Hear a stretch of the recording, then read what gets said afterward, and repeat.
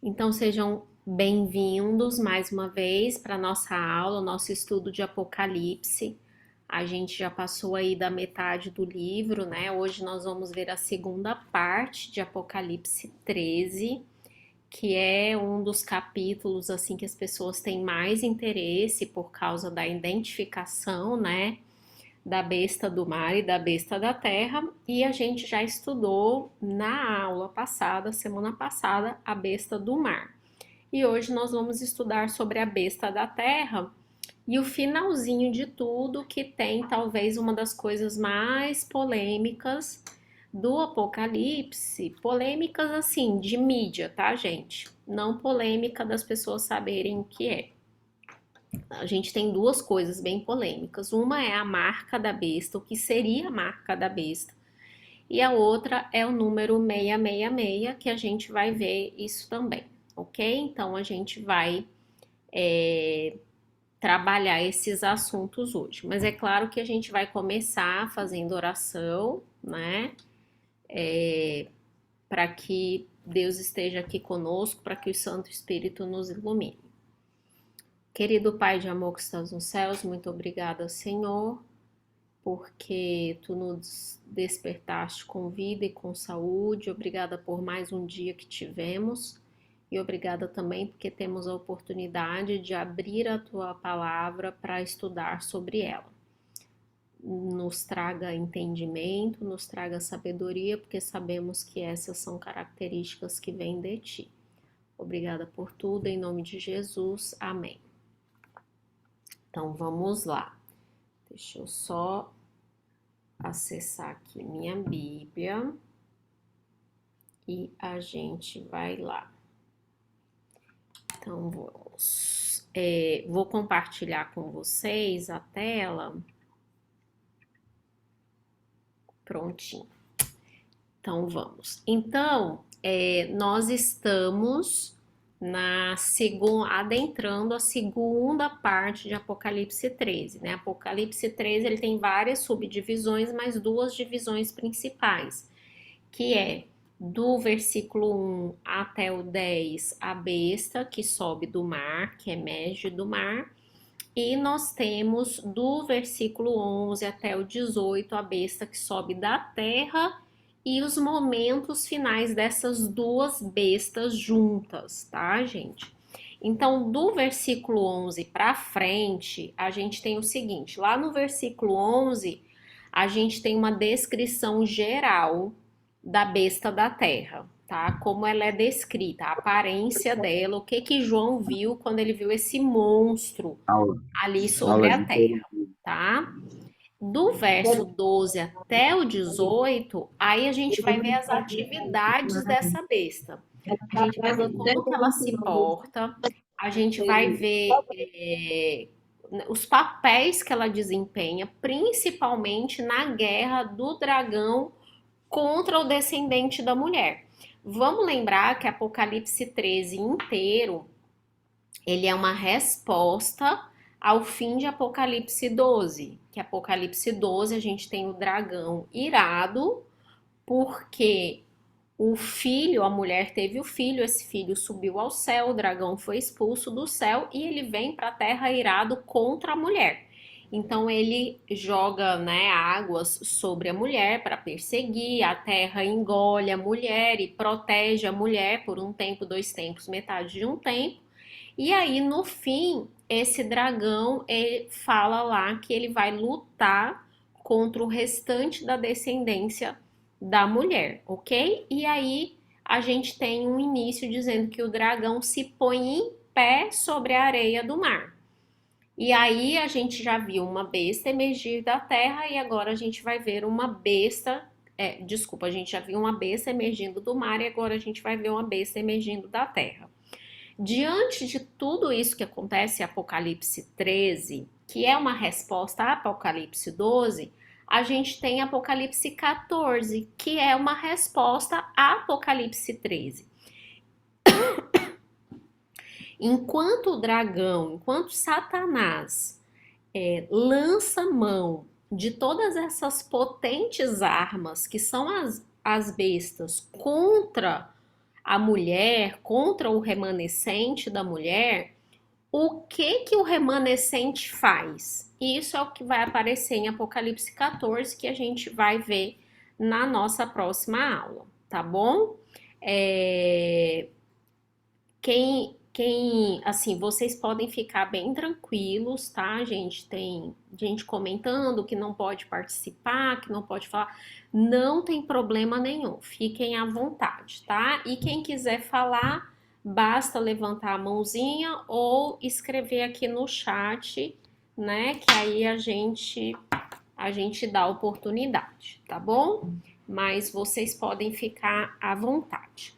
Bom, então vamos ler nosso primeiro versículo sobre a besta da terra, tá?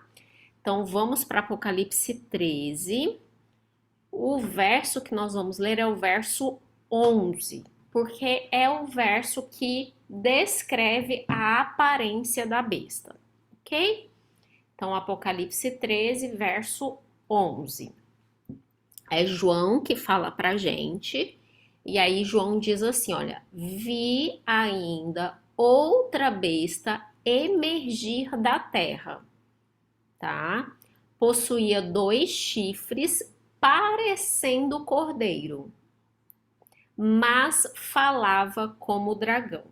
Então, a primeira coisa, besta a gente já viu na aula passada, que é uma descrição de um monstro, né? Algo que a gente não pode caracterizar como um animalzinho, porque ele tem uma aparência um pouco diferenciada. Mas essa aqui não parece ser assustadora, porque João está dizendo pra gente que esse animal, né, que esse monstro, ele tinha aparência de cordeiro. Como que a gente vai se assustar vendo algo com aparência de cordeiro?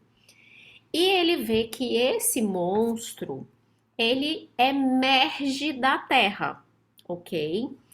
A palavra grega aqui para terra é a palavra ge, ok? Aí é super fácil porque a gente tem, né, algumas coisas com esse prefixo em português, mas a gente tem aqui então a palavra ge. A palavra G, ela significa área geográfica restrita ou uma região escassamente povoada, tá? E ela é o contrário de mar, porque a gente já viu na aula passada que mar é uma área extensamente povoada, ok? E aqui não, aqui a gente tem uma área com escassa de pessoas, ok? É muito interessante que aqui a maneira como João escreve, ele tá contando que ele vê essa besta emergir da terra e é como se ele fizesse um link com o capítulo 12, tá? A gente leu, né, algumas semanas atrás, estudando o capítulo 12, vamos lá para o capítulo 12, versos 15 e 16. João falou da terra, a terra protegendo a mulher. Olha só o que João fala em Apocalipse 12, verso 15 e 16. Ele diz assim: então a serpente arrojou da sua boca, atrás da mulher, água como um rio, a fim de fazer com que ela fosse arrebatada pelo rio, ok? A terra, porém, socorreu a mulher, e a terra abriu a boca e engoliu o rio que o dragão tinha arrojado de sua boca. Então aqui a gente vê a terra protegendo a mulher. Estranhamente, João vê dessa mesma terra emergir uma besta. Como assim? A terra não era local de proteção? Como é que de repente, do mesmo local de proteção, a gente vê, né, uma besta saindo, né, a perseguição vindo? Então, gente, isso aqui a gente tem que entender que Satanás ele vai lançar mão de todas as possibilidades, né, e de todos os recursos para perseguir a mulher e o seu descendente. Então, se a mulher foi protegida da terra, Satanás, o dragão, ele vai fazer alguma coisa para que dessa terra que protegeu a mulher brote perseguição e brote guerra contra a mulher, ok? Então, vamos entender que essa terra ela tem inicialmente uma simbologia muito positiva, tá? No livro do Apocalipse, porque é ela quem protege a mulher. Só que aqui no tempo do fim, ela tem um outro papel e é um papel extremamente decisivo na perseguição, na guerra contra o remanescente do tempo do fim. Quando a gente vê o dragão lançando mão de uma besta que sai do mar e uma besta que sai da terra, a gente também tem que pensar assim, que ele está lançando mão de coisas que cobrem um panorama mundial. Então, as atividades de Satanás, elas vão cobrir o panorama realmente do mundo todo, vão abarcar o mundo todo em termos de perseguição, tá? E lá fala, né, em Apocalipse 13:11, que essa besta possuía 2 chifres parecendo cordeiro. Gente, aqui também, João, de novo, ele usa um recurso para dizer assim para você, olha, ela não parece qualquer cordeiro, não. Ela parece o cordeiro. Quem é o cordeiro que foi descrito como tendo 2 chifres e como parecendo que ele tinha sido morto? Lá em Apocalipse 5, a gente viu que esse cordeiro era Cristo. Então aqui ele está dizendo, olha, ela parece o cordeiro. Você vê a aparência dela, é aquela terra que socorreu a mulher. Então ela parece o cordeiro. Só que aí, de repente, esse cordeiro bonitinho, fofinho, com carinha de do bem, ele começa a falar como o dragão. Vamos voltar de novo em Apocalipse 12, lá no verso 9, para a gente ver como que fala o dragão, né? Então, vamos ver, porque aqui a gente tem que entender, peraí, o que significa falar como dragão? Então, em Apocalipse 12, verso 9, diz assim, e foi expulso o grande dragão, a antiga serpente que se chama Diabo e Satanás, o sedutor de todo o mundo.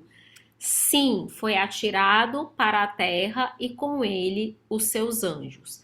Se a gente pegar o verso 10, que eu acho que vale a pena também, diz assim, olha, então ouvi grande voz do céu proclamando, agora veio a salvação, o poder, o reino do nosso Deus e a autoridade do seu Cristo, pois foi expulso o acusador de nossos irmãos, o mesmo que os acusa de dia e de noite. Então, gente, como é falar como o dragão? Falar como o dragão é ser sedutor, primeiro trabalhar com engano, né? E depois com a acusação.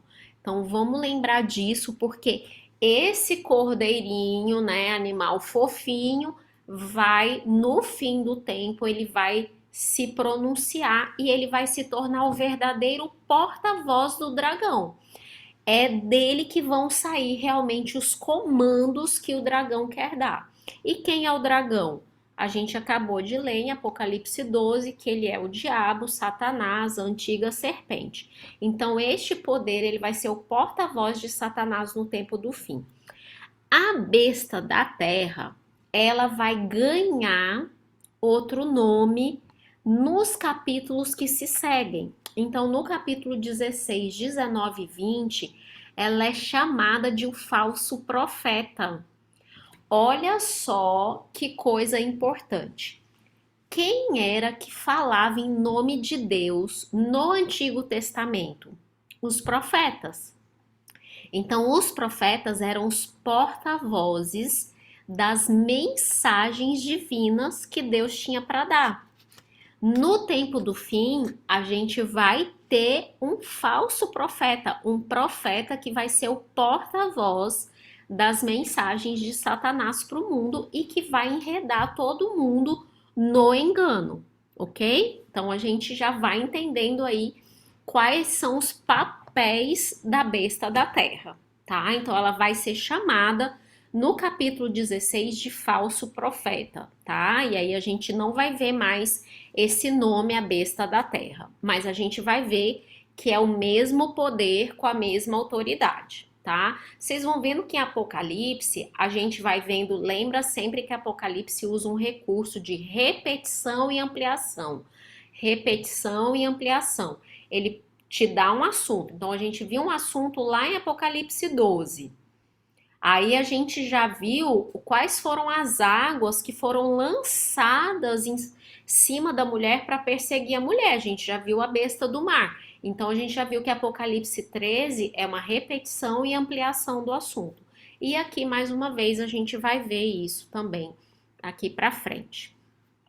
Mas vamos saber um pouquinho mais sobre essa besta, porque a gente tem um pouco do papel dela no verso 12. Olha só o que o verso 12 diz. Exerce toda a autoridade da primeira besta na sua presença. Quem foi que deu autoridade à primeira besta? O dragão. Lembra que a gente viu na aula passada que o dragão deu autoridade à primeira besta, tá? Essa besta aqui, ela exerce toda a autoridade na presença da primeira besta e ela faz com que a terra e os seus habitantes adorem a primeira besta cuja ferida mortal foi curada. Então, gente, a gente viu na aula passada o que foi a ferida mortal, né? Então, quem é a besta do mar? A besta do mar é a igreja apostatada, o poder político-religioso que dominou boa parte do mundo durante a Idade Média. Então, a igreja cristã apostatada, que é chamada de igreja católica, apostólica, romana. Então, quando ela se torna romana, ela se afasta dos princípios divinos e ela inicia a perseguição. Essa besta sofreu então aquela ferida em 1798, quando o general Berthier, a mando de Napoleão, prende o Papa Pio VI e declara que a autoridade dele sobre a Europa acabou, ok? Então, só que aqui a gente vê que a besta da terra vai fazer com que os habitantes da terra adorem quem? Ela mesma? Não, ela vai fazer com que os habitantes da terra adorem a besta do mar. Peraí, então quer dizer que existe um poder que não só vai participar da cura da ferida mortal, como também vai fazer com que as pessoas voltem a adorar, né, de uma forma ampla e inequívoca a besta do mar. Então, a besta do mar, a gente já sabe que essa ferida mortal vai curar. A gente já sabe disso, a gente não sabe quando, ok? A gente já vê passos para que isso aconteça, mas isso a gente não tem noção de quanto tempo vai demorar. Mas aqui a gente já está vendo que tem um poder que vai participar do processo de dar poder e autoridade novamente à besta do mar, ok? Então, a ferida mortal ser curada é tornar possível que a besta do mar volte a exercer o poder e autoridade que ela exerceu durante aqueles 42 meses que a gente viu na aula passada. Então, esse poder, que é a besta da terra, ele tem um papel decisivo na crise final. Ele é quem vai realmente trazer todos os olhos, né, para besta do mar, ok? Então, ele é um poder político, religioso ou religioso político, ok? Ele tem carinha de cordeiro. Então, se ele tem cara de cordeiro, ele mistura religião, gente. só que ele tem poder político suficiente para agir a serviço da besta do mar, tá? Então, vocês veem que até agora a gente não identificou quem é a besta da terra, porque a gente está indo realmente aos poucos para a gente poder sedimentar esse conhecimento aqui. Nos versos de 13 a 15, a gente vai ver quais são as estratégias que a besta da terra usa. Então, vamos lá. Então, ela faz com que os habitantes da terra adorem a primeira besta, cuja ferida mortal fora curada. Então, versos 13 até o 15 diz assim: também opera grandes sinais, de maneira que até fogo do céu faz descer a terra diante dos homens.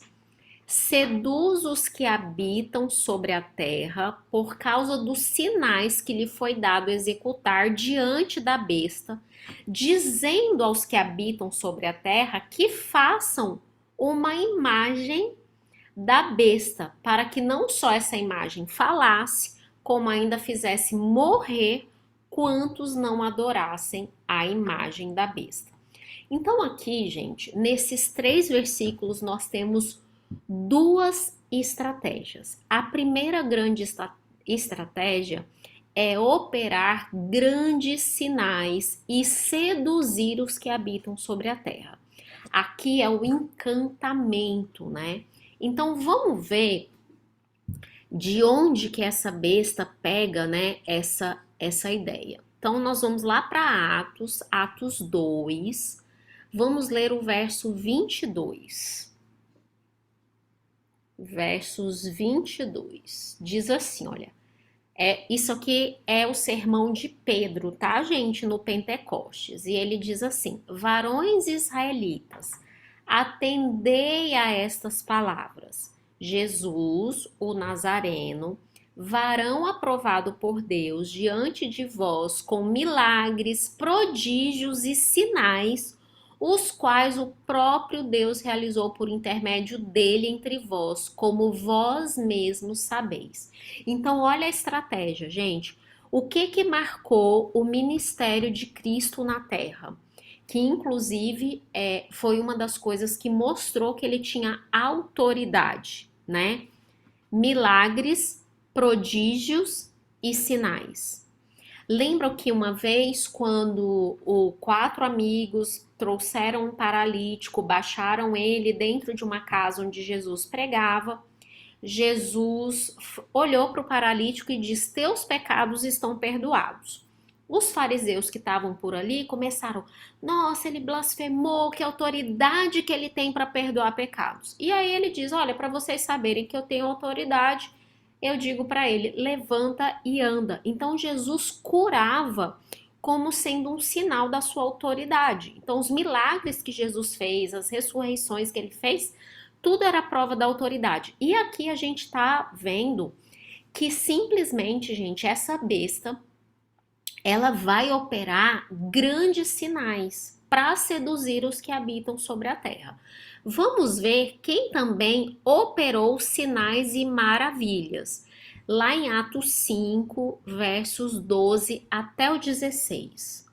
Olha só o que Atos diz. Muitos sinais e prodígios eram feitos entre o povo pelas mãos dos apóstolos, e costumavam todos reunir-se de comum acordo no pórtico de Salomão. Mas dos restantes ninguém ousava juntar-se a eles, porém o povo lhes tributava grande admiração e crescia mais e mais a multidão de crentes, tanto homens como mulheres agregados ao Senhor, a ponto de levarem os enfermos até pelas ruas e os colocarem sobre leitos e macas, para que ao passar Pedro, ao menos a sua sombra se projetasse em alguns deles. Gente, a sombra de Pedro curava. E aqui fala que afluía também muita gente das cidades vizinhas a Jerusalém, levando doentes e atormentados de espíritos imundos, e todos eram curados. Então, a gente vê aqui os apóstolos, os discípulos, fazendo sinais e prodígios. Essa também foi uma marca de que Deus estava com aquela igreja que nascia. Deus estava com eles. Então a multidão ficava impressionada, né? Diz que todos ficavam admirados. Então isso vai acontecer novamente. E aqui eu dou um alerta para todos nós.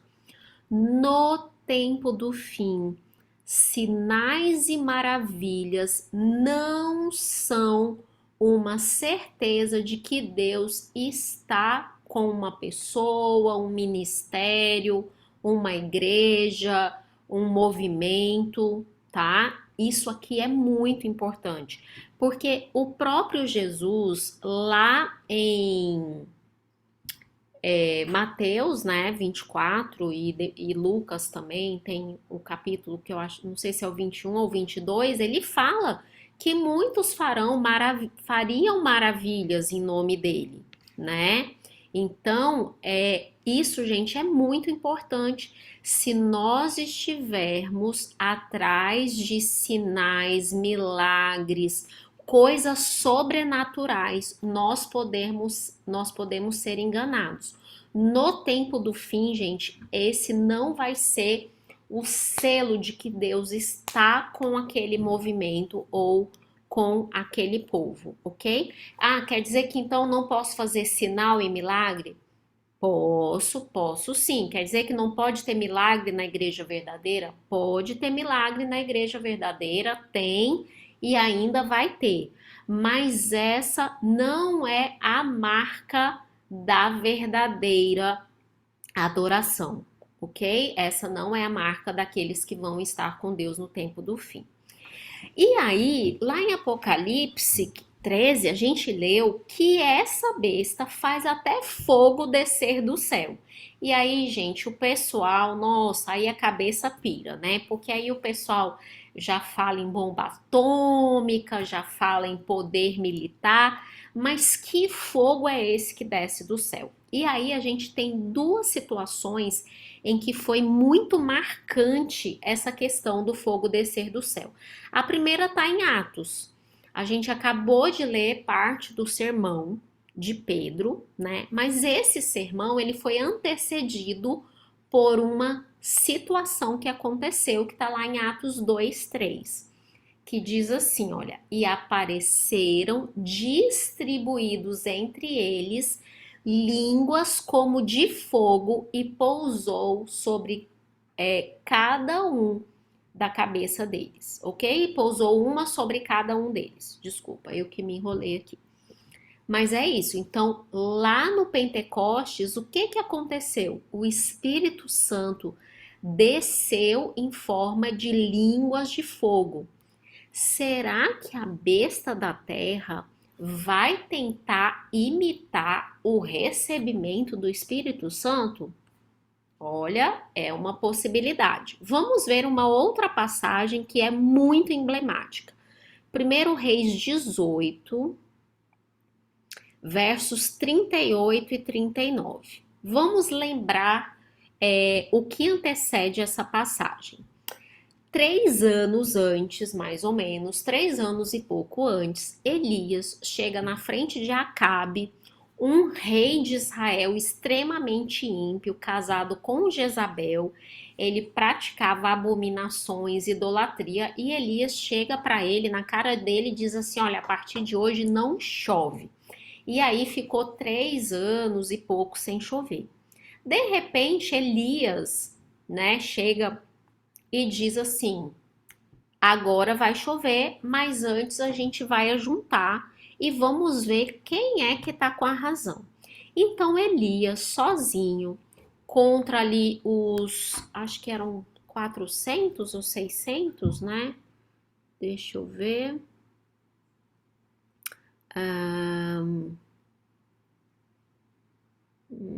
400 profetas, tá? De Baal.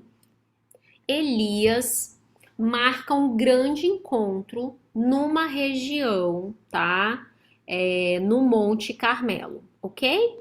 E aí, lá Elias manda né, eles construírem um altar, Elias também constrói. A gente sabe que os profetas de Baal passaram o dia inteiro clamando e pedindo por fogo. E aí, quando eles já estavam exaustos, no fim do dia, Elias manda molhar lá o altar dele, encharcar, encharcar, encharcar, até que ficasse água escorrendo por tudo quanto é lado. E aí o verso 38 diz assim: Então caiu fogo do céu e consumiu o holocausto e a lenha, e as pedras e a terra, e lambeu a água que estava no rego. O que vendo todo o povo caiu com o rosto em terra e disse: O Senhor é Deus, o Senhor é Deus. Então, gente, nessa ocasião em que o povo de Israel estava todo reunido, ao ver fogo do céu cair, o que as pessoas reconheceram? Que ali, que com Elias estava o verdadeiro Deus, o Senhor, né? Senhor aqui na minha Bíblia está escrito com letras maiúsculas, quer dizer que a palavra no original é Yahvé.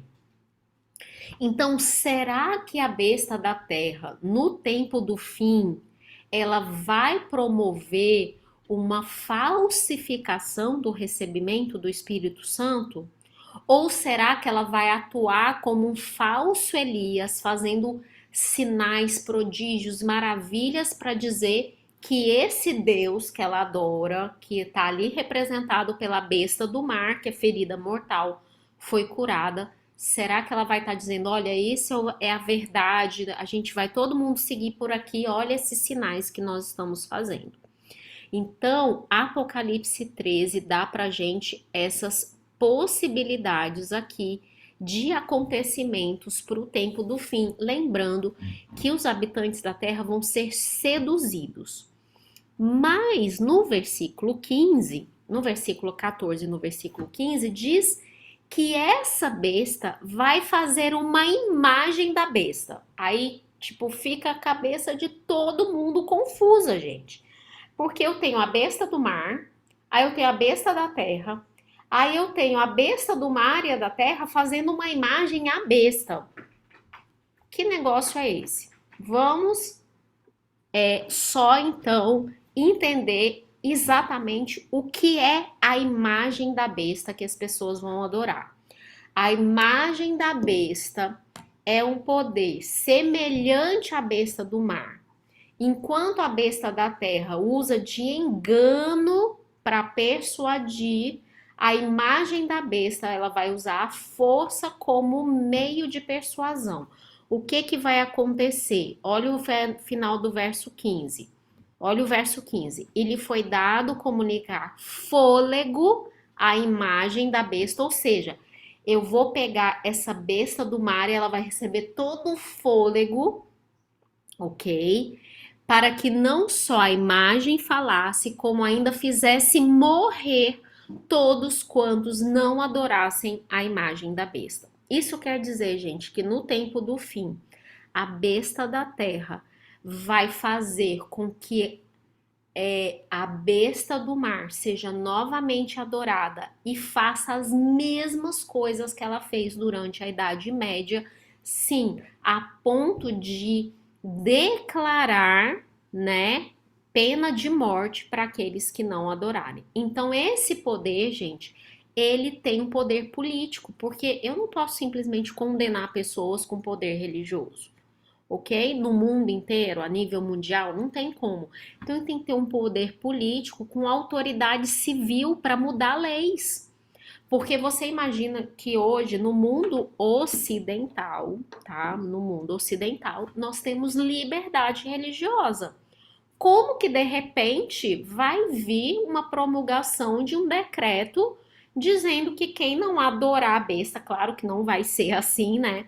Adorar a besta, não. Quem não fizer isso ou aquilo outro, pode ser morto. Então, esse poder que vai dar fôlego à imagem da besta, gente, ele vai ter autoridade política e civil, ok?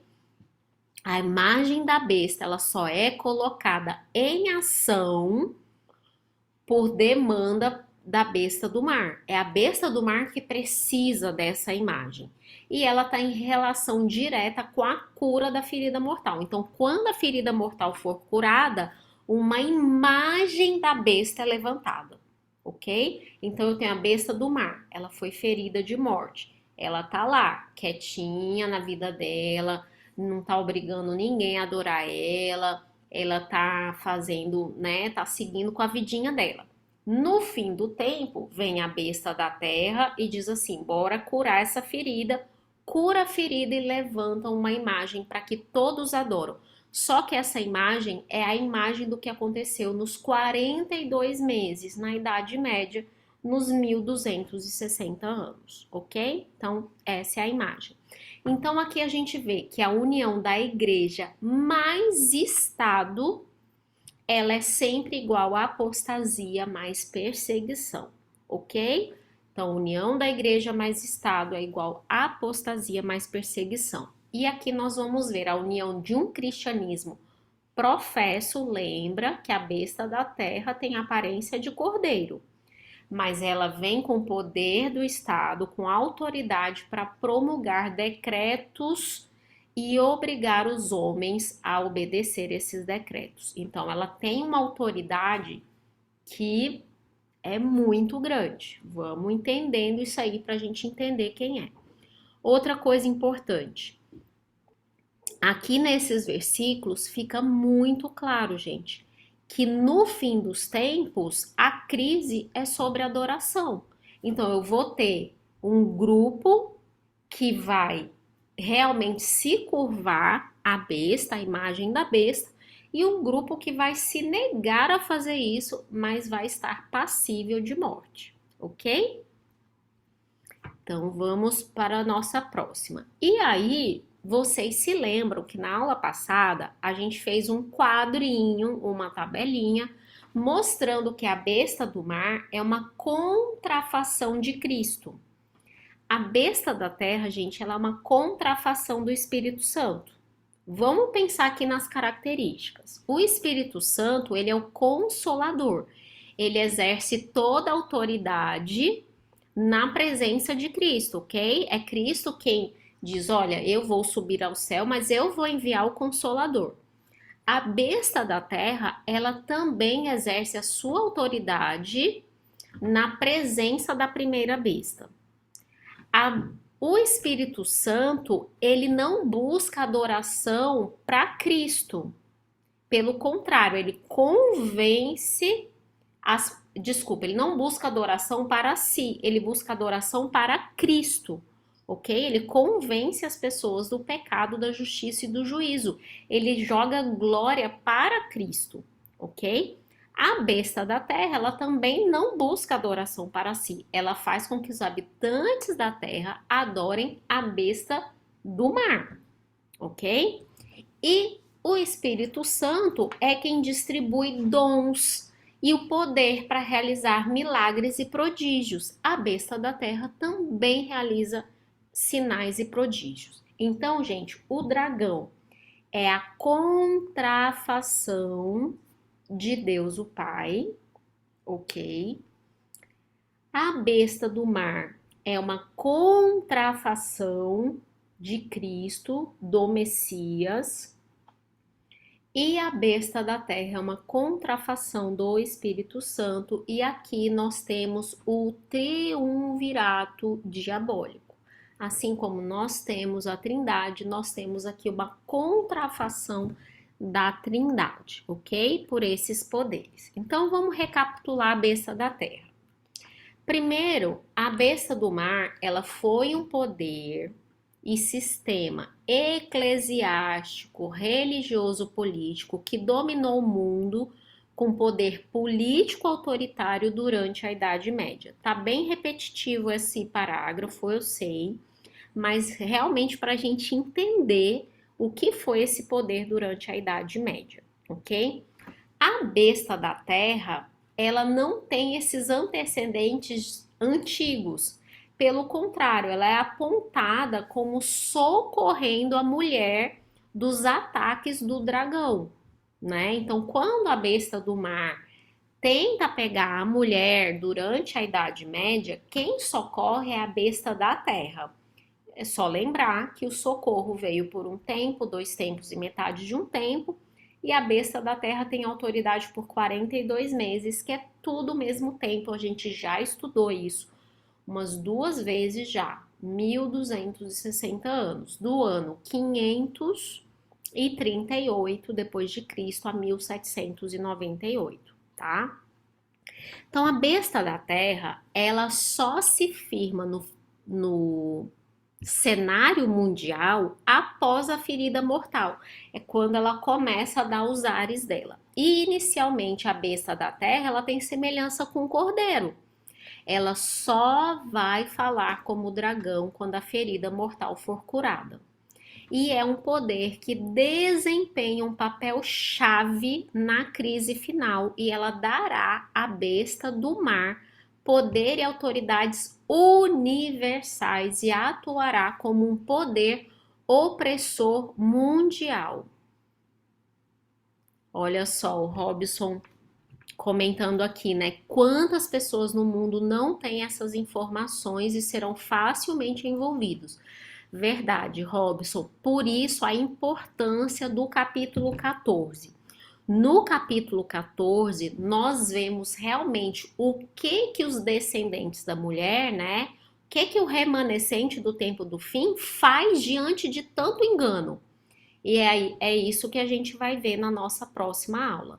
Então, esse poder, gente, que vai desempenhar um papel chave na última crise desta terra, nós acreditamos,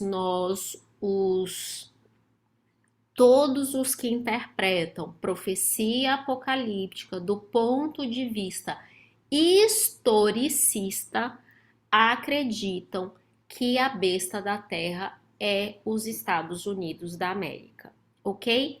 Ele já é a besta? Não, gente, ele não é a besta. Porque para ser besta, eu tenho que ter união de religião com o Estado. Eu tenho que ter imposições religiosas através de um poder político civil. E isso não acontece no momento. Então, ele não é a besta, ele vai ser a besta, ok?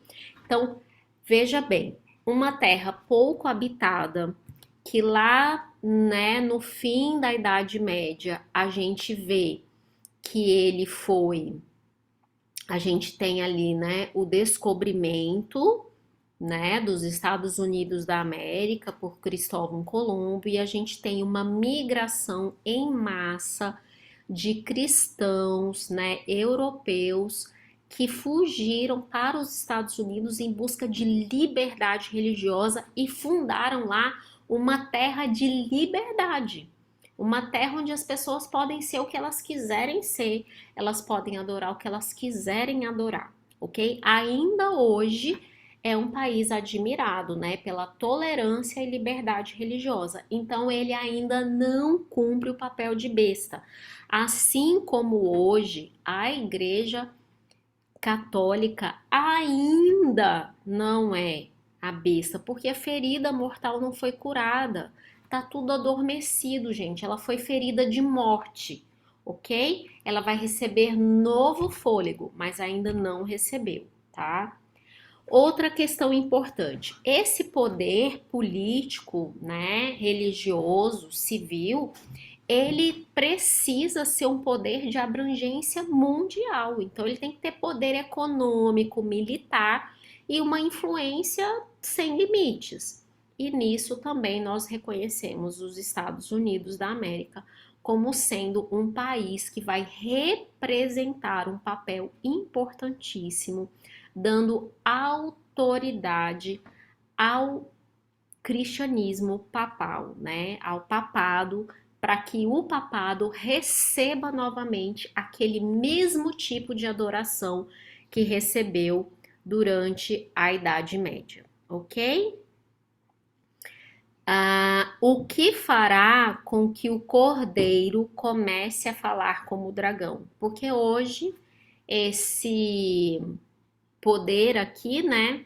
Ele, na verdade, é um cordeirinho, ok? Ele tem aparência de cordeiro, é um país de maioria cristã, né? A gente sabe que hoje o catolicismo ganha muito espaço dentro dos Estados Unidos por causa da grande imigração, né, da América Latina para lá. Mas nós temos um país de liberdade religiosa, mas um país que se declara cristão, ok? O que que vai fazer com que esse país comece a falar como o dragão? Nós não sabemos. Nós não sabemos o desenrolar dos fatos, como que vai acontecer, né, toda essa mudança de rumos na história que vão fazer com que os Estados Unidos de repente digam que o papado tem que ser adorado, ok? Então, isso é uma coisa que nós vamos descobrir aí ao longo dos próximos anos, tá? Mas hoje a gente não sabe ainda quais são os estopins. É claro que nós vemos hoje problemas mundiais que é como se eles vão se firmando, né, vão formando um pano de fundo, ok? As crises políticas, as crises econômicas, a gente vê as crises ambientais se formando, então tudo isso eu imagino que é uma grande coxa de retalhos se formando aí para pano de fundo, tá? Vamos ler então agora o verso 16 e 17, tá? Porque aí a gente viu o seguinte: a gente viu que esse poder, né? Ele faz uma imagem para que essa imagem seja adorada, ok? E aí no verso 16 a gente tem então a iniciação aqui da questão da marca da besta. Então vamos lá, Apocalipse 13, verso 16 e 17. Diz assim: a todos, os pequenos e os grandes, os ricos e os pobres, os livres e os escravos, faz que lhes seja dada certa marca sobre a mão direita ou sobre a fronte, para que ninguém possa comprar ou vender, senão aquele que tem a marca, o nome da besta ou o número do seu nome. Então, que marca da besta é essa? Eu coloquei essa fotinha aqui do lado como uma provocação mesmo, porque se você digita no Google, gente, marca da besta, acreditem, aparece um monte de chip e agora aparece também raio-x de mão com as pessoas que colocaram um chipzinho aqui nessa gordurinha aqui da mão, tá? Então eles dizem que esses chips seriam a marca da besta.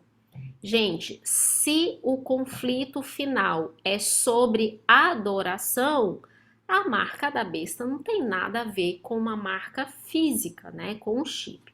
Mas vamos ver elementos aqui no texto que dizem isso pra gente. A primeira coisa é que a palavra marca aqui é a palavra em grego jaragma. Não é jaragma. Porque o acento é difícil, né, pra gente, mas o acento agudo tá no primeiro A. Então, jaragma. E ela quer dizer uma marca impressa ou gravada ou uma imagem esculpida. Esse era o termo técnico para o selo imperial que ia sobre os documentos oficiais romanos. E era também o nome para aquela impressão que se fazia em cima das moedas romanas, tá? Isso sugere que tem um significado simbólico, porque o termo para marcar pessoas, gente, não era esse. O termo em grego para marcar pessoas era estigmata, ok? Que até hoje nós usamos um derivado dessa palavra, que é a palavra estigma, né? Ou seja, aquela pessoa ficou marcada de alguma forma.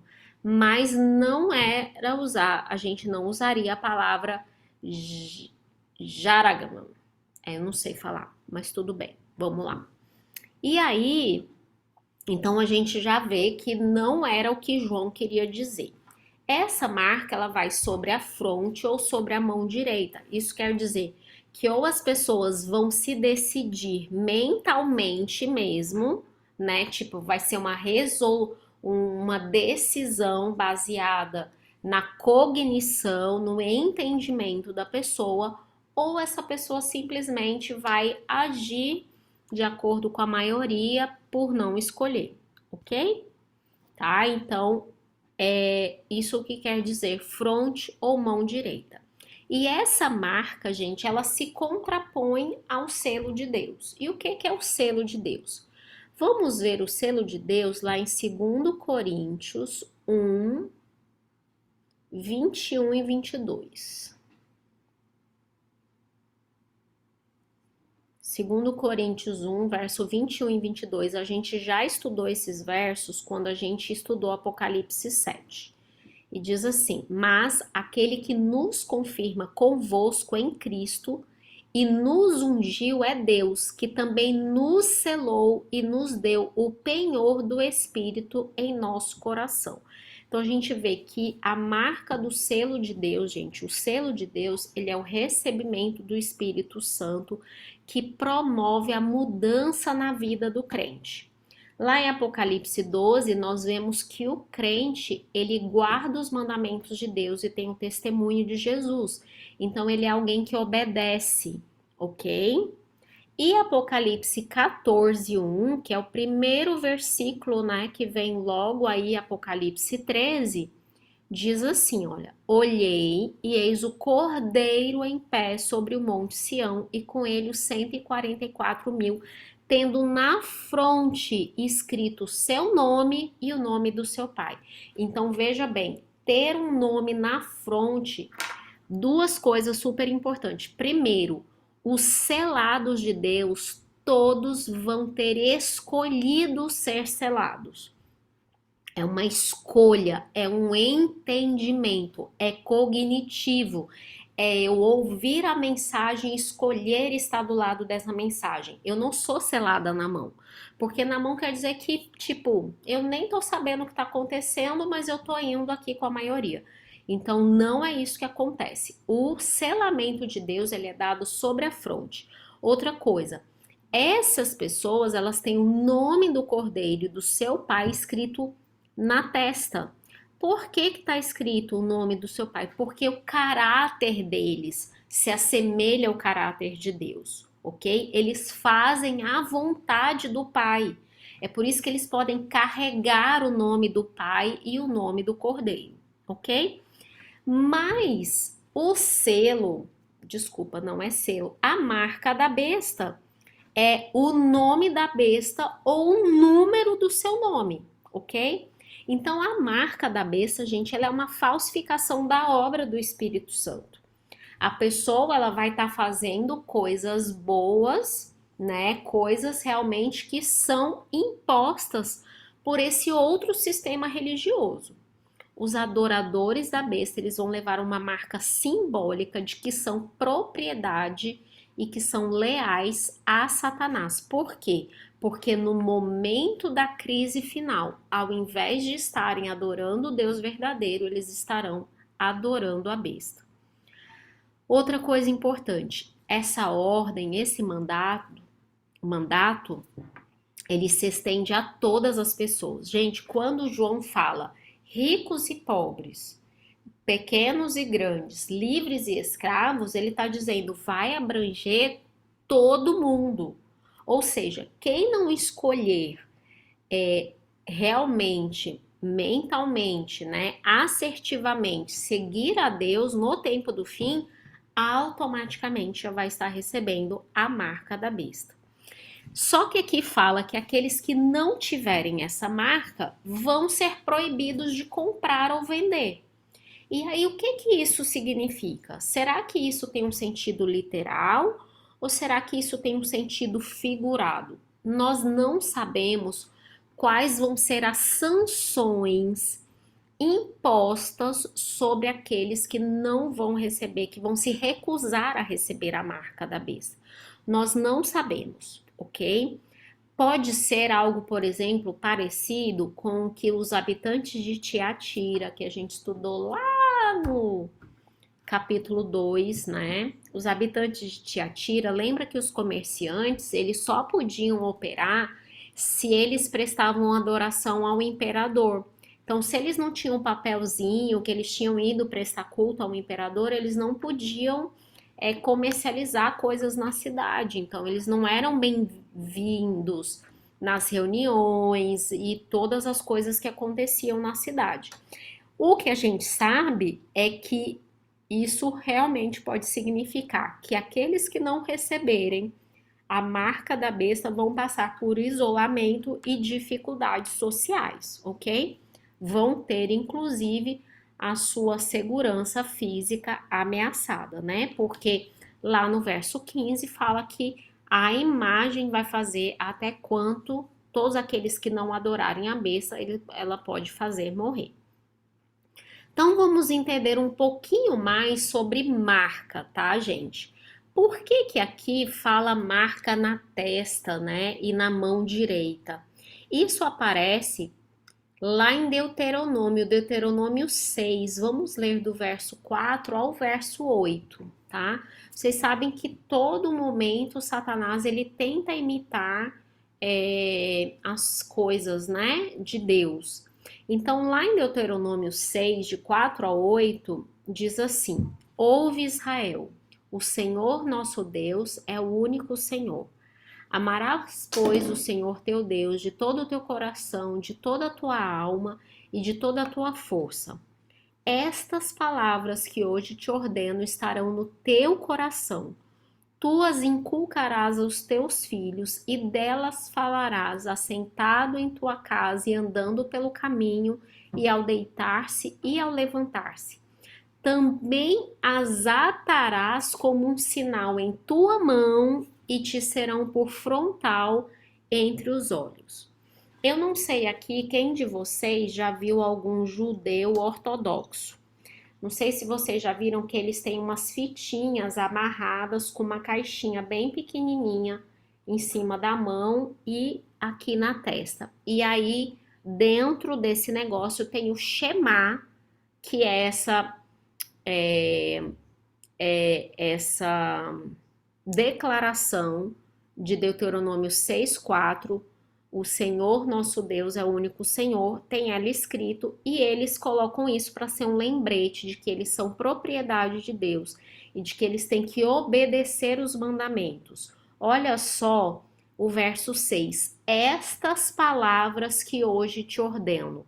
Então, as palavras que hoje te ordeno, vamos lembrar que de Deuteronômio, gente, é uma rememoração de Moisés, é Moisés fazendo um discurso, escrevendo ao povo, e né, isso depois foi escrito para que o povo se lembrasse de todos os mandamentos de Deus. Então, essas palavras que hoje te ordeno estarão no teu coração.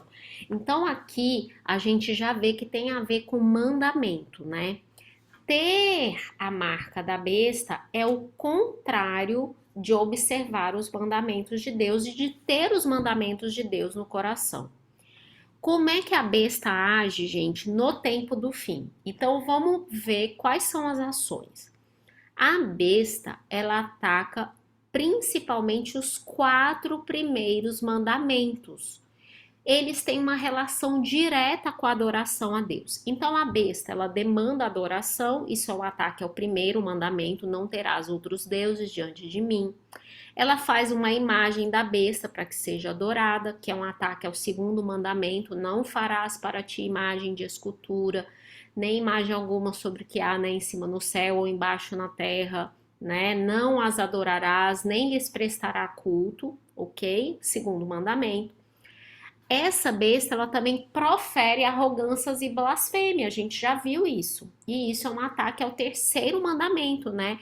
Não tomarás o nome do Senhor teu Deus em vão, ok?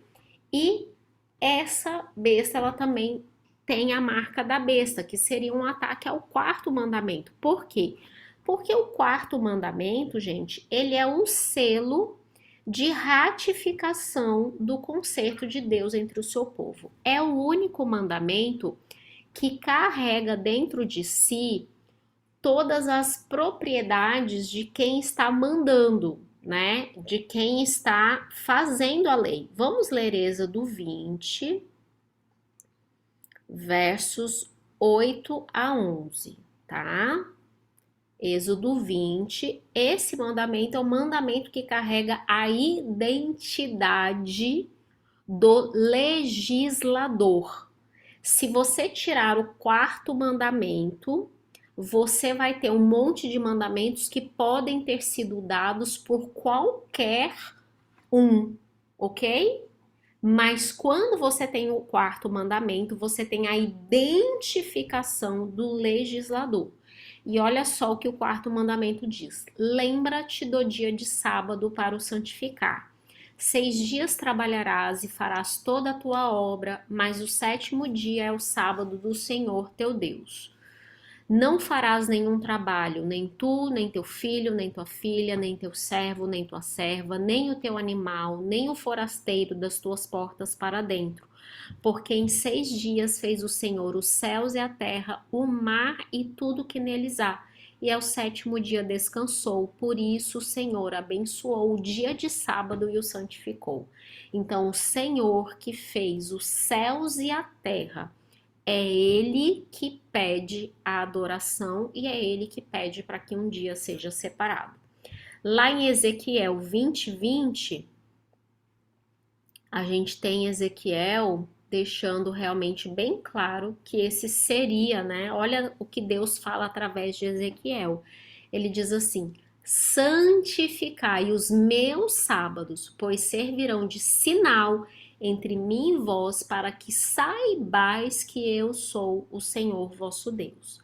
E aí você pode falar assim, mas Ellen, você acabou de falar que o selo de Deus é a presença do Espírito Santo na vida da pessoa, é a semelhança do caráter da pessoa ao caráter de Deus? Sim, gente, exatamente isso. Aquele que tem o caráter de Deus impresso em si, que carrega o nome de Deus, ele vai ou não vai obedecer os mandamentos? Ele vai obedecer os mandamentos, né? Jesus falou várias vezes, né? Aquele que me ama e não obedece os meus mandamentos, né? Não existe isso. Lá em 1 João, né? Diz: aquele que ama a Deus não obedece seus mandamentos, se faz mentiroso.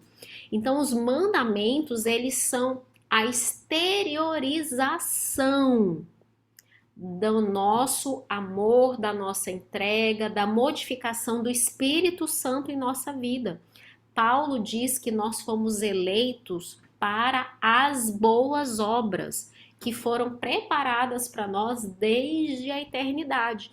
Então, nosso intuito, nosso propósito, desculpa, é glorificar a Deus, e a gente glorifica a Deus obedecendo os seus mandamentos. Para não deixar dúvida de que o tempo do fim tem a ver com a adoração, né? E tem a ver com o sábado. Olha Apocalipse 14, 6 e 7. Apocalipse 14, 6 e 7. João diz assim: vi outro anjo voando pelo meio do céu, tendo o evangelho eterno para pregar aos que se assentam sobre a terra e a cada nação e tribo e língua e povo, dizendo em grande voz: temei a Deus e dai-lhe glória, pois é chegada a hora do seu juízo, e adorai aquele que fez o céu e a terra e o mar e as fontes das águas. A adoração é o tema do conflito final. Como que as pessoas vão saber no fim dos tempos se eu tenho outros deuses diante de mim? Se eu fiz para mim, ok? Vamos colocar aqui entre, né, parênteses. Se eu fiz para mim imagem de escultura, se eu estou adorando um falso Deus, se eu estou desonrando o nome de Deus. O quarto mandamento, ele é uma exteriorização da minha obediência aos demais mandamentos. Então, a gente entende veja bem, se você falar o selo de Deus é o sábado, esse é o selo do tempo do fim? Não.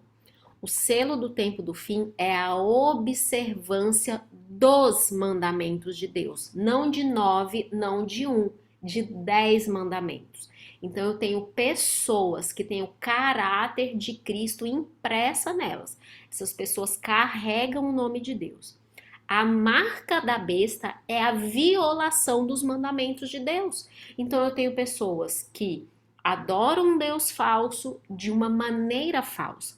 Agora, de que maneira esse Deus falso vai pedir adoração? Será que ele vai contrafazer o dia de guarda? Nós entendemos que sim. Nós entendemos que no final, a prova de tudo, aqueles que vão ter a marca da besta sobre a mão ou sobre a fronte, vai ser, na verdade, se a pessoa guarda ou não o dia que vai ser propagado como sendo o dia verdadeiro, com sinais, com maravilhas, até fogo descendo do céu. As pessoas vão ser levadas a adorar a Deus num dia falso, a descansar num dia falso.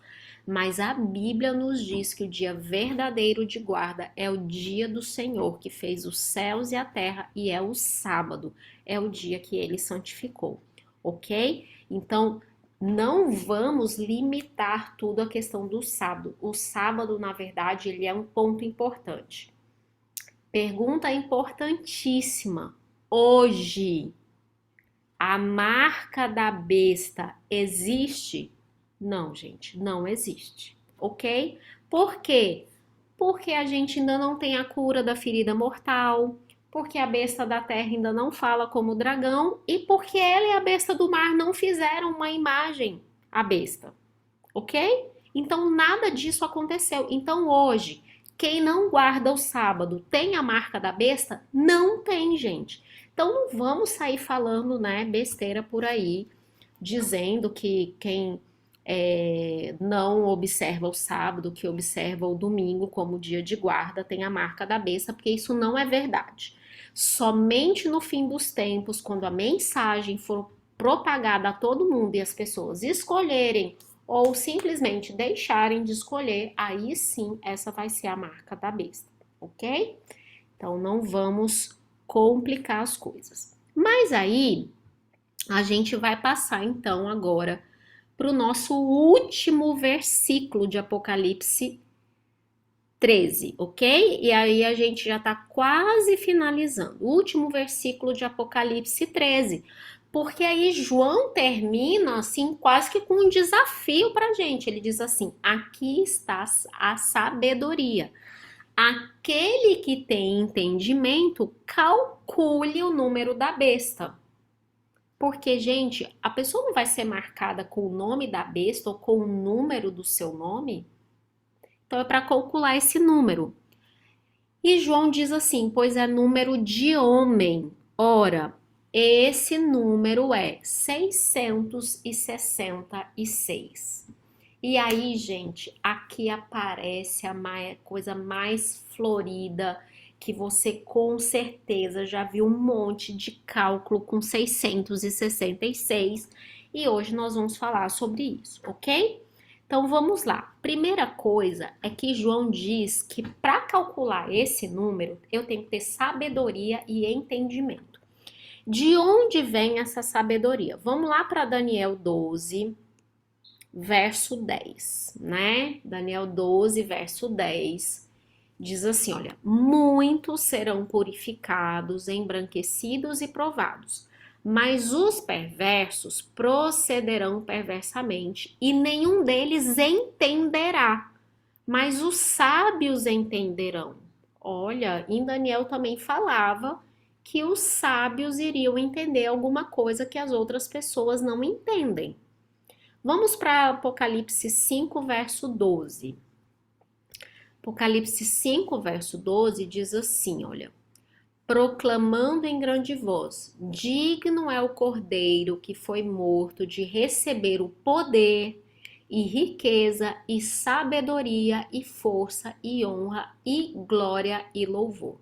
Gente, no Apocalipse todo, inteiro, sabedoria é um atributo divino.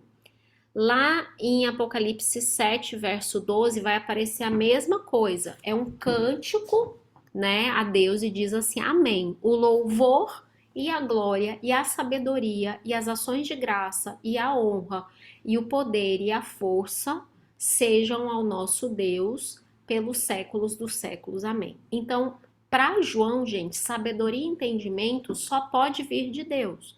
Então, são pessoas que têm comunhão com Deus, que recebem o Espírito Santo, que vão ter sabedoria para entender o que é esse número. E Apocalipse 13, verso 18, diz que ele é número de homem.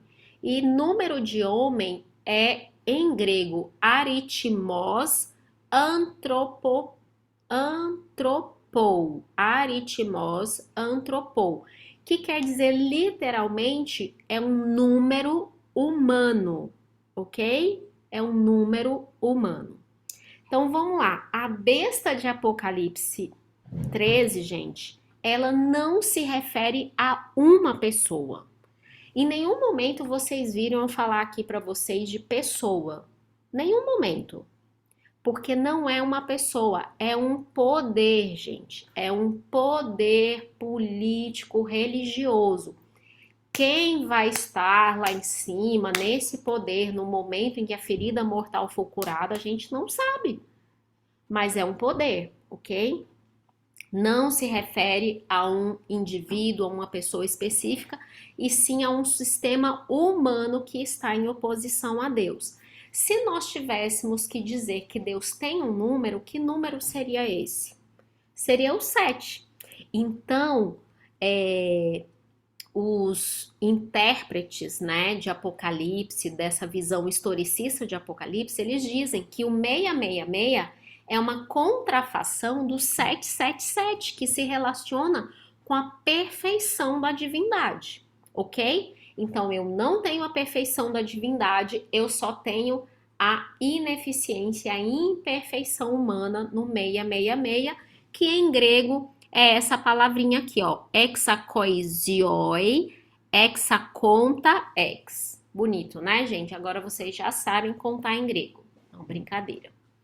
Mas é isso. Mas aí, Ellen, então tá, você já falou que é um número humano que então está em oposição a um número divino, né? Porque o número divino é o número da perfeição, é o número 7.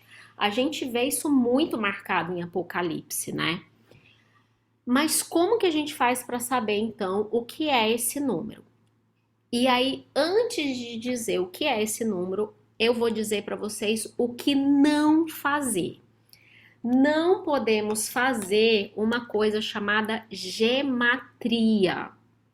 E aí talvez você não saiba, eu também não sabia e eu já tinha feito isso muito, muito antigamente, sem saber o que era. Gematria, gente, é um método de análise das palavras bíblicas atribuindo a cada letra um valor. Assim como a gente tem, por exemplo, gente, nos algarismos romanos, não é verdade? A gente não tem algarismo romano, né? A gente tem o alfabeto em grego e aí a pessoa vai atribuindo valor. Então, por exemplo, o A seria 1, o B seria 2, o C seria 3. E aí ela calcula e aí ela faz uma manipulação numérica, ok? Vocês com certeza já viram esse cálculo sendo feito. E por que que a gente não pode fazer? Primeiro, porque se a gente fizer o cálculo dessa maneira, as possibilidades de identificação dos 666 seriam ilimitadas, gente. Ao longo da história, as pessoas já atribuíram esse número a Nero, a Calígula, a Napoleão, a Hitler e até aquela suposta inscrição que existia numa coroa que o Papa usava, que teoricamente estava escrito Vicarius Filii Dei. E aí as pessoas atribuíam, por exemplo, o V é 5, o I é 1, porque pegavam os algarismos romanos, né? o D é 500, e assim por diante as pessoas iam atribuindo até dar 666. E eu já vi, inclusive, muitos anos atrás, na minha adolescência, eu conheci um livrinho muito interessante. Esse livrinho é um livrinho da Igreja Católica e ele se chama assim: Respostas às acusações dos crentes à Igreja Católica. E aí eles vão respondendo todas as acusações. E claro que algumas das acusações são acusações que nós adventistas fazemos, né? Então, por que que eles guardam o domingo? Daí eles respondem que a igreja ganhou autoridade vinda diretamente de Deus e ela passou a ter o direito de mudar os tempos e a lei. Ela diz também que lá eles explicam que eles não, que eles seguem a, como chama, gente? A tradição como regra de fé, e assim eles vão explicando. Aí eles explicam que eles não adoram imagens, e sim que eles veneram, e assim por diante. Mas lá pelo meio do livro, tinha lá a explicação, porque eles diziam que os adventistas do sétimo dia dizem que o Papa é a besta, e gente, a gente não pode dizer, não é o Papa que é a besta, ok? Primeiro que a besta nem é no momento, mas não é o Papa. E que o Papa é a besta por causa dessa inscrição, e aí eles mostravam o cálculo. E aí, sabe o que esse livrinho faz? Esse livrinho pega o nome, gente, de Ellen White. Ele pega o nome de Ellen White e ele calcula 666 a partir do nome de Ellen White. Por exemplo, ele pega o W de White e separa em 2 vezes para algarismo romano e assim por diante. Entendeu? Então, se a gente fosse seguir a gematria, vixe, até no nome nosso a gente poderia encontrar 666, ok? Bastava a gente ter um pouquinho de manipulação numérica aí. Outro motivo pelo qual nós não podemos fazer isso. Em nenhuma outra parte do Apocalipse, João usa a gematria, gente. Todos os números do livro, eles têm um significado figurado. Eles têm um significado que é uma simbolização espiritual, de uma realidade espiritual. Por exemplo, o 7 é a perfeição. Então, 7 igrejas, a totalidade da igreja cristã ao longo da história da Terra, entendeu? De João até o tempo do fim, e assim por diante. 10 chifres, né? 12 portas, 144 mil. Nós mesmos já estudamos vários significados simbólicos aqui de número. Por que que o número 666 seria o único que, ao invés de ter um significado simbólico, ele teria que ser calculado a partir de algum ponto, ok? Então, essa é uma outra coisa. João também nunca se refere a um indivíduo específico na história, gente. João sempre se refere a sistemas religiosos ou políticos, tá? Outra coisa, se fosse para calcular um número a partir de alguma palavra, de algum título, João teria sinalizado qual é a língua. Lembra que João, quando fala da besta, do abismo, ele diz que o nome dele é Absinto em grego, não, Absinto, e aí ele fala um outro nome lá em hebraico, ele identifica a língua que ele quer que vocês que a gente saiba o que está acontecendo. Então, se fosse para a gente calcular isso a partir de alguma palavra, João também teria identificado. E a última coisa é que esse número ele tem um significado para o tempo do fim, ele se aplica ao tempo do fim depois que a ferida mortal for curada. Então, ele não pode se aplicar, por exemplo, a um título que foi usado não sei em que século, não sei por quem. Entenderam? Então, a gente não pode fazer gematria, tá? Não vamos aí dar essa bola fora, porque quem faz esses cálculos mostra que, na verdade, não está entendendo o texto do Apocalipse. Então, se a gente não pode fazer isso, como que a gente vai saber o que é o número 666 E aí a gente vai descobrir agora, e para descobrir esse número, a gente tem que ir lá para Daniel, gente. Daniel 3 é a chave para Apocalipse 13, 18. Daniel 3, verso 1 e depois os versos de 4 a 6. Diz assim: O rei Nabucodonosor fez uma imagem de ouro que tinha 60 côvados de altura e 6 de largura, e levantou-a no campo de Dura, na província da Babilônia. Verso 4: Nisto o arauto apregoava em alta voz, dizendo: Ordena-se a vós outros, ó povos, nações e homens de todas as línguas. No momento em que ouvirdes o som da trombeta, do pífaro, da harpa, da cítara, do saltério, da gaita de foles e de toda sorte de música, vos prostrareis e adorareis a imagem de ouro que o rei Nabucodonosor levantou. Qualquer que não se prostrar e não adorar será no mesmo instante lançado na fornalha de fogo ardente. Gente, o número 6, ele tinha uma importância sem igual para os babilônicos. Na Babilônia, a maneira de se contar coisas era a maneira do sistema sexagesimal, ok? Nós usamos o sistema decimal. 1, 2, 3, 4, 5, 6, 7, 8, 9, 10. E aí depois a gente vai ao 20, ok? Mas até hoje nós temos coisas que nós herdamos do sistema sexagesimal. Por exemplo, me dá uma dúzia de tal coisa, me dá meia dúzia de tal coisa, ok? A gente ainda usa isso. A gente ainda usa, por exemplo, os ângulos, né? Na matemática, as divisões do tempo ainda são feitas, né? Em número de 6, né? A hora tem 60 minutos, um minuto tem 60 segundos. Então a gente herdou muita coisa dos babilônicos, mas os babilônicos, eles usavam esse sistema inclusive para a parte religiosa. Os deuses babilônicos, eles recebiam números, ok? Eles trabalhavam, gente, com numerologia. Isso para eles era super importante. Então, os números para eles tinham poder. E cada deus recebia um número. Então, o deus menor deles era o número 6, recebeu o número 6.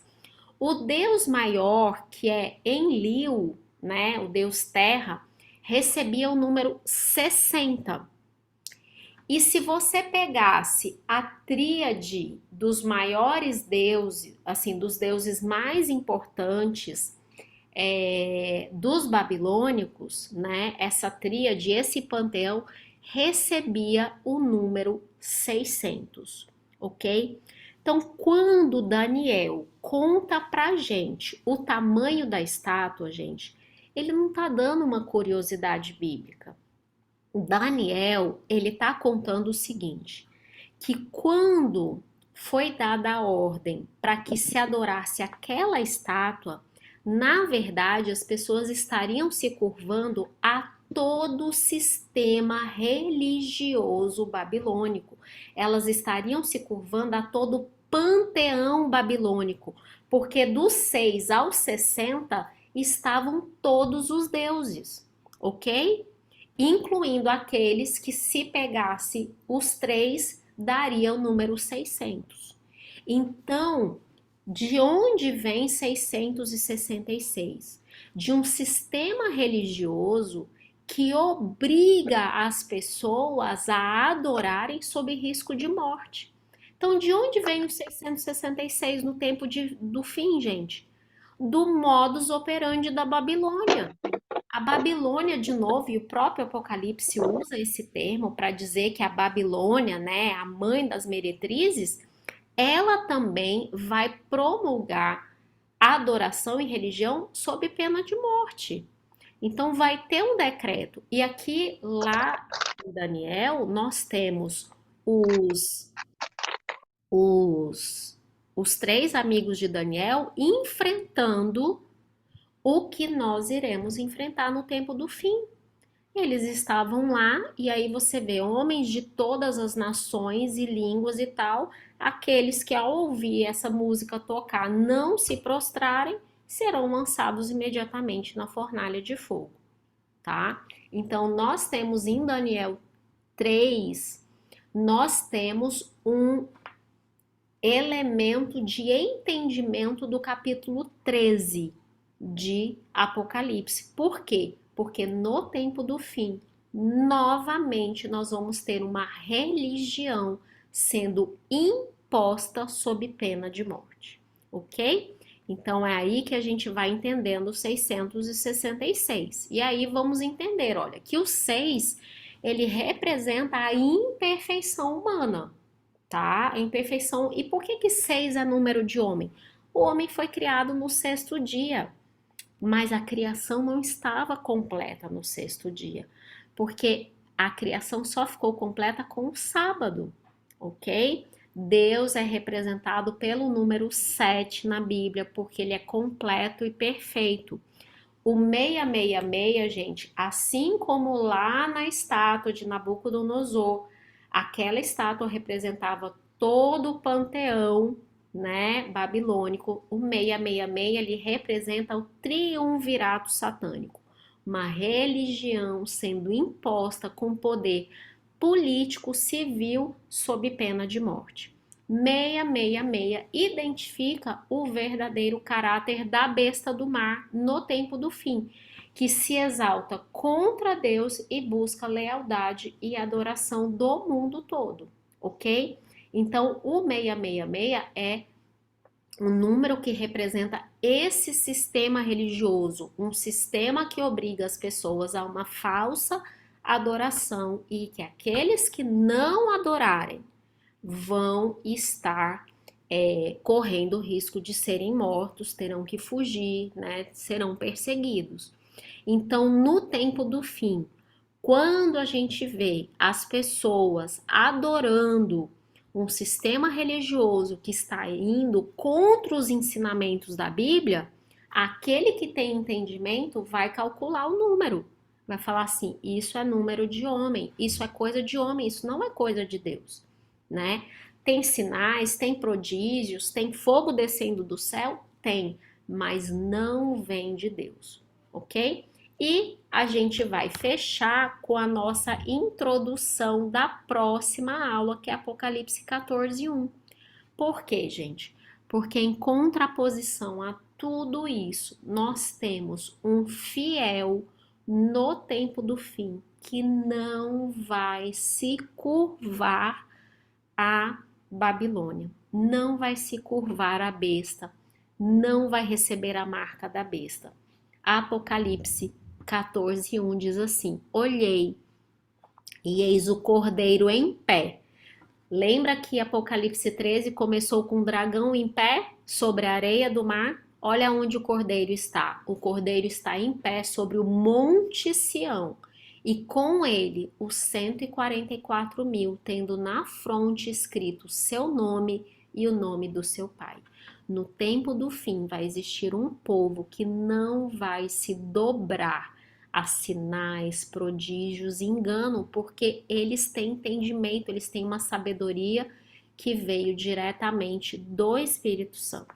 Então, é isso que a gente tem que realmente levar, né, para aquelas pessoas que nos cercam.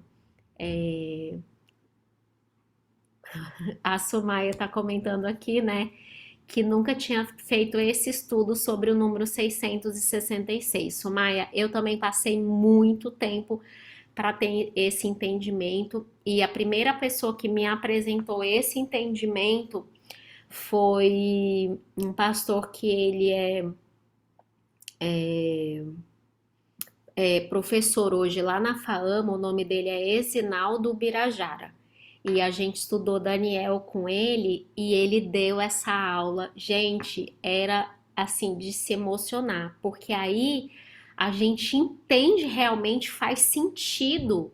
Porque aí a gente percebe, caramba, se Apocalipse inteiro A gente tem coisas vindas do Antigo Testamento, como é que o número 666 vai ser um negócio assim aleatório? Não, tem todo um embasamento realmente para a gente poder entender. Mas o que a gente precisa entender é que aqueles que têm o Espírito Santo vão ter sabedoria e vão ter entendimento e vão reconhecer o engano, vão reconhecer que todos esses sinais, esses prodígios não são obra divina e eles vão permanecer fiéis e vão receber certamente força dos céus para poder permanecer fiel, porque vai ter aí, né, um decreto de morte realmente sobre as pessoas com relação a essa adoração, tá bom?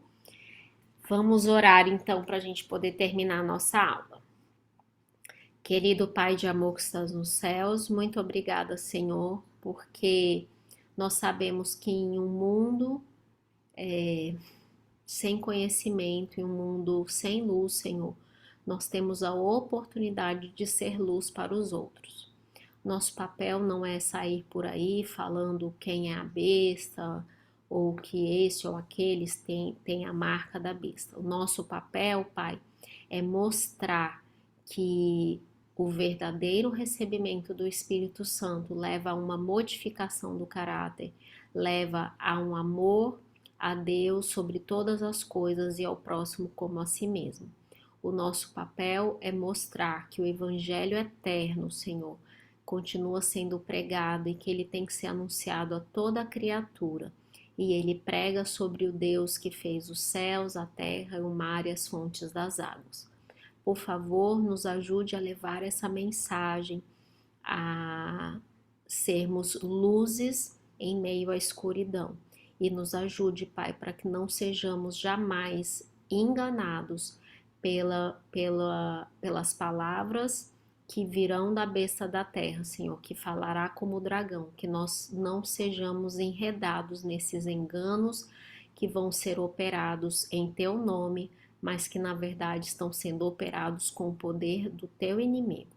Obrigada por tudo e obrigada porque temos oportunidade de estudar a tua palavra em liberdade. Em nome de Jesus, amém.